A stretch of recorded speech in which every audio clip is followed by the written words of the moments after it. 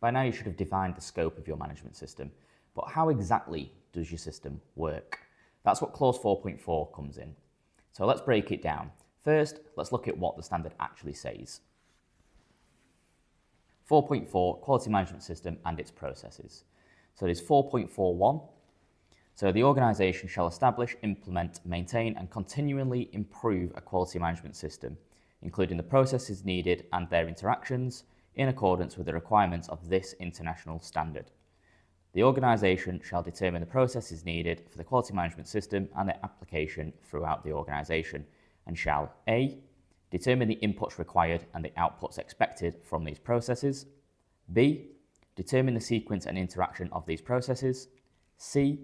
determine and apply the criteria and methods, including monitoring, measurements and related performance indicators, needed to ensure the effective operation and control of these processes.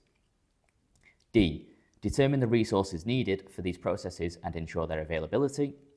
E. assign the responsibilities and authorities for these processes. F. address the risks and opportunities as determined in accordance with the requirements of 6.1. And G. evaluate these processes and implement any changes needed to ensure that these processes achieve their intended results. And finally, H. improve the processes and the quality management system. Then there's also clause 4.4.2. To the extent necessary, the organisation shall A. maintain documented information to support the operation of its processes, and B. retain documented information to have confidence that the processes are being carried out as planned. Now you're probably thinking, that's a big clause, there's a lot of words there. But basically, clause 4.4 is about building your quality management system as a set of connected processes that actually run your business. In simple terms, what are the key processes? How do they link together? What goes in and what comes out? And how do you know they're working? This is typically structured around a plan, do, check, act cycle, or PDCA, where you plan what needs to happen, deliver it, check performance, and continually improve. So what does this look like in practice? What do you actually need to do? To meet clause 4.4, organisations need to first identify their core processes across the business. The second thing they need to do is define how these processes interact. This usually is shown as a process flow or system map. The third thing is to determine the inputs and outputs for each process. The fourth is to assign responsibilities, so every process has an owner.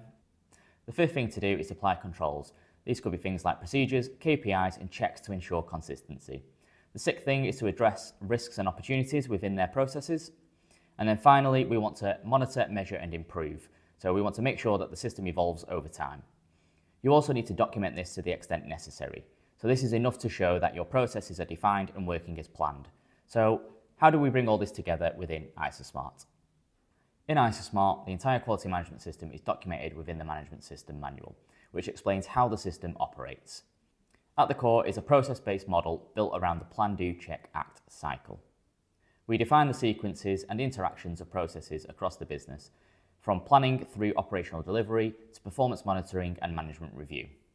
These processes are structured into 7 core procedures, covering key areas like planning, document control, risk and improvement, training, sales, purchasing and operational control. Each procedure defines how activities are carried out, what controls are in place, and how consistency is maintained. Inputs, outputs, responsibilities, risks, and performance measures are all built into this structure. So the system reflects how the business actually operates. The result is a connected, practical system that is both easy to manage and audit ready. Let's finish with some common mistakes to avoid. One common mistake is overcomplicating the system, creating too many processes or too much documentation. Another is failing to show how processes interact, which leads to gaps between teams. Some organisations document processes but don't actually follow them in practice. There's also a lack of ownership, where processes exist but no one is clearly responsible.